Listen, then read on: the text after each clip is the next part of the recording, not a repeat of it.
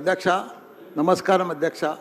మీరు నాకు అవకాశం ఇచ్చినందుకు చాలా చాలా ధన్యవాదాలు అధ్యక్ష. నాకు ఏం చేయాలనో ఎట్లా చెప్పాలనో ఏం చేయాలనో అర్థమైతే లేదు అధ్యక్ష.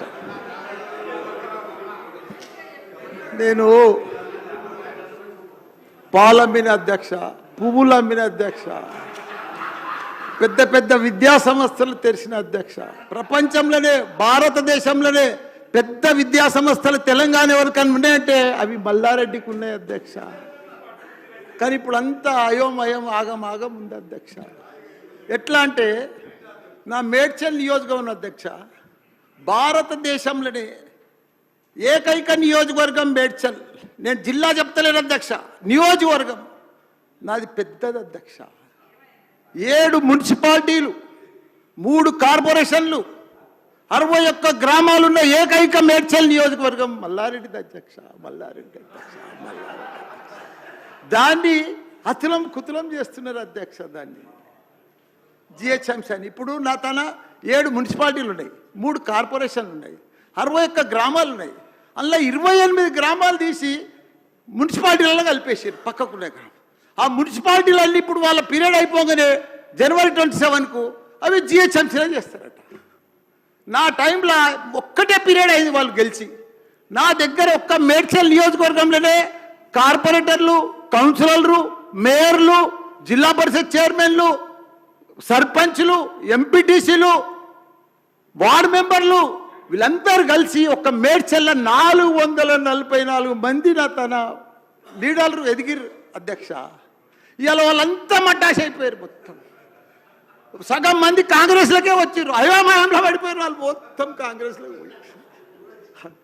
ఎందుకంటే మళ్ళీ ఎలక్షన్స్ వస్తాయి, మళ్ళీ మున్సిపల్ ఎలక్షన్స్ వస్తాయి, మళ్ళీ సర్పంచ్ ఎలక్షన్ వస్తాయి అంటే ఏ మున్సిపల్ లేదు, కౌన్సిలర్ లేరు, అన్ని జీవోలు కూడా వచ్చేసినాయి అధ్యక్ష. ఆల్రెడీ మున్సిపాలలో గ్రామాలు కలిసిపోయినట్టు, మళ్ళా గ్రామాలని మున్సిపాలిటీ కూడా అన్ని జిహెచ్ఎంసీలో కలిసినట్టు. ఒకటి అధ్యక్ష, కలుపుని తప్పు లేదు. 9 మున్సిపాలిటీలు అప్పుడు సరౌండింగ్ షేర్లింగంపల్లి కానీ కొద్బుల్లాపూర్ కానీ ఇవన్నీ కలిపినప్పుడు ఏమీ లేదు. ఇప్పుడు మా తాన కూడా మున్సిపాలిటీలలో ఇప్పుడే ఈ 5 ఏళ్ళనే డెవలప్ చేసినాం మేము. కానీ ఇప్పుడు ఇప్పటికి ఇంకా గ్రామీణ వాతావరణమే ఉంది, ఇంకా పొలాలే ఉన్నాయి, ఇంకా సరిగా బాత్రూమ్లు కూడా సరిగా లేవు ప్రజలకు, ఇంకా పెంకిటిల్లే ఉన్నాయి. అవన్నీ కూడా జిహెచ్ఎంసీలో కలిపితే పరిస్థితి ఇప్పుడు బంజారాయిల్లో, జూబ్లీహిల్స్లో అదే ట్యాక్స్ ఉంటుంది, మా గ్రామాలలో అదే ట్యాక్స్ ఉంటుంది అధ్యక్ష. ఈ పైసలన్నీ కూడా తీసుకుపోయి ఏదైనా పెద్ద పెద్ద ఫ్లైఓవర్లు వేయాలన్నా ఏది వేయాలన్నా మళ్ళీ జూబ్లీహిల్స్, బంజారాయిల్ని ఖర్చు పెడతారు అధ్యక్ష. మా పుణ్యాన్ని మా మున్సిపాలిటీలో అట్లనే ఉండని, ఇంకో పీరియడ్ ఉండని, ఇంకో 2 ఉండని. శ్రీధర్ బాబు గారు, మా సీఎం కూడా చెప్పండి మీరు దయచేసి ఈ సభ ద్వారా మా మున్సిపాలిటీలు ఇంకో పీరియడ్ ఉంటే మంచిగా అవుతాయి. ఎందుకంటే గ్రామీణ ప్రాంతాలు ఉన్నాయి, ఇంకా వ్యవసాయాలు ఉన్నాయి, ఇంకా పెంకటిళ్ళు ఉన్నాయి. మనం అన్ని ఇప్పుడు నా అన్నీ కూడా జిహెచ్ఎంసీలో కలిసినట్టు. నాకు గ్రామర్ రూరల్ లేదు, ఎంపీటీసీ లేదు, సర్పంచ్ లేడు, కౌన్సిలర్ లేడు, ఓన్లీ కార్పొరేటర్. అది కూడా 20-30 వేలకు ఒక్కరు అవుతారు. 444 మంది పోయి 40 మంది కూడా గారు 8-10 మంది అవుతారు నా నియోజకవర్గం. 6,48,000 ఓట్లు ఉన్నాయి అధ్యక్ష. అది అయిపోయిందా, ఈ పార్టీకి అయిపోయింది. దయచేసి అది చెప్పినా మీకు అంత మనవించుకున్నా. హైడ్రా భారతదేశంలోనే మన హైదరాబాద్ అంటే, తెలంగాణ రాష్ట్రం అంటే ప్రపంచమంతా మోగిపోయింది అధ్యక్ష. ఐటీ రంగంలో కానీ, ప్రతి ఒక్క డెవలప్మెంట్లో కానీ, ప్రతి దాంట్లో కూడా హైడ్రా వచ్చినాక ఒక్కసారి హైడ్రా ఏం పెద్ద తప్పు పని చేయలే.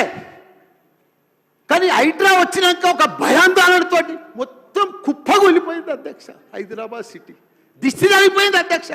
నువ్వేమన్నా అనుకో, ఎందుకంటే నాకు పెద్ద ల్యాండ్ బ్యాంక్ ఉంది, నాకు పెద్ద విద్యా సంస్థలు ఉన్నాయి, నాకేం నష్టం లేదు, నేనేం ఎఫ్టీఎల్లో లేను, బఫర్ జోన్లో లేను. నేను జనరల్గా చెప్తున్నా, అభివృద్ధి అమెజాన్, గూగుల్, ఫేస్బుక్, యాపిల్ లాంటి కంపెనీలు అమెరికా తర్వాత ఇక్కడ మన హైదరాబాద్ తెచ్చిండు మన కేటీఆర్ అధ్యక్ష.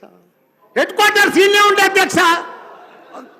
ఐటీలా మనం కర్ణాటక బెంగళూరు పిలిచినాం అధ్యక్ష. ఇక్కడ 9 లక్షల మంది ఉద్యోగాలు చేస్తున్నారు, ఐటీ ఉద్యోగాలు. పెద్ద పెద్ద ప్రపంచం అంతా కూడా హైడ్రా తీసుకొచ్చి పెద్ద పెద్ద వాళ్ళకు బుగులు పట్టిపోయింది అధ్యక్ష. గరీబ్ వాళ్ళు అయితే గుండెలు వలిగిపోయినాయి అధ్యక్ష. మరి అది ఎందుకు తెచ్చిర్రో ఏమో మళ్ళీ నాకు అర్థం కాదు. ఇప్పుడు ఒకటి అధ్యక్ష, ఇప్పుడు నాయే కొన్ని ఎఫ్టీఎల్ ఉన్నాయనుకో, ఎగ్జాంపుల్ చెప్తా శ్రీధర్ బాబానా. మన ఇంట్లో మన సెల్ ఫోన్లో చూస్తే మన భూమి అన్న జర్సెప్టి ద ఫ్లో అయిపోతుంది అన్న, మీకు దండం పెడతా. మీరంతా చాలా మేధావులు. మన ఇంట్లో కూర్చొని కూడా మన పొలం హైడ్రాల్ ఉందా, చెరువు ఎఫ్టీఎల్ ఉందా, బఫర్ జోన్లు ఉందా చూసుకోవచ్చు. అంత టెక్నాలజీ వచ్చింది. గూగుల్లోకి పోతే చూసుకోవచ్చు.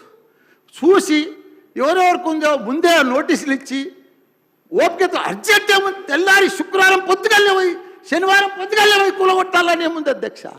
నిదానంగా వాళ్ళు కూడా మన తెలంగాణ ప్రజలే. వాళ్ళంతా కూడా మీరు ఓటేస్తేనే మనం మంత్రిలో కూర్చున్నాం. మనం అంత ఆదల బాధ ఆధార్ చేసేది, టెన్షన్ చేసేది ఏం అవసరం.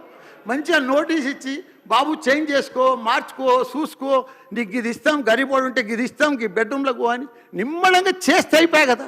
ఇంకా 4 ఏళ్ళు ఉంది కదా మీకు. ఈ ఏడాదిలోనే ఫస్ట్ ఇయర్లో చేయాలని ఏముంది అన్ని కొన్ని చేసుకుంటామండి.